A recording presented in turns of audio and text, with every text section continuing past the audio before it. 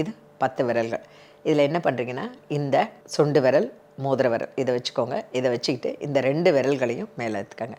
இதுக்கு பேர் பிராண முத்திரைன்னு பேர். இதை என்ன பண்ணணும், உங்களுடைய முகத்துக்கு நேராக உள்ளங்கை வரா மாதிரி வச்சுட்டு உங்களுடைய கால்கள் மேலே வச்சுக்கணும்.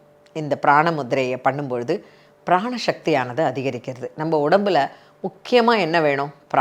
பிராணன் தான் இருக்கணும். அந்த பிராணன், உயிர், லைஃப், எனர்ஜி, சோல் என்ன வேணால் சொல்லலாம். அதுக்கு அந்த சொல் ஒன்று தான், பொருள் பல அப்படிங்கிற மாதிரி நம்ம உயிர் சக்தி அதிகமாக இருக்கணும், பிராண சக்தி அதிகமாக இருக்கணும்னா இந்த முத்திரை ரொம்ப முக்கியம். இதுக்கு பேர் பிராண முத்திரைன்னு பேர். கைகளை இப்படி வச்சுக்கோங்க. சுண்டு விரல், உங்களோட மோதிர விரல், கட்டை விரல் மூணுத்தையும் இப்படி சேர்த்துக்கோங்க. சேர்த்துக்கிட்டு 2 விரல்களை அப்படி வச்சுக்கோங்க. உங்களுடைய கால்கள் மேலே அந்த கைகள் இருக்கட்டும். நம்ம கைகளில் 5 விரல்களில் பஞ்சபூதத்தினுடைய அம்சம் இருக்குது. சுண்டு விரல் பார்த்திங்கன்னா நீர் தன்மை உடையது. அதே மாதிரி பார்த்திங்கன்னா உங்களுடைய மோதிர விரல் இருக்கு இல்லையா, அது எர்த், பிருத்வி, பூமியினுடைய தன்மை உடையது. இந்த கட்டை விரல் அக்னியினுடைய தன்மை உடையது. ஸோ நீர், அதே மாதிரி பார்த்திங்கன்னா அடுத்தது பூமி, இந்த அக்னி, இது 3 ரொம்ப முக்கியம்.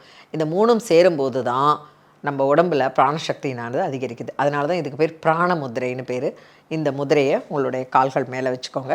கண்களை மூடிக்கிட்டு நல்லா பொறுமையாக மூச்சை இழுத்து பொறுமையாக விடுங்க.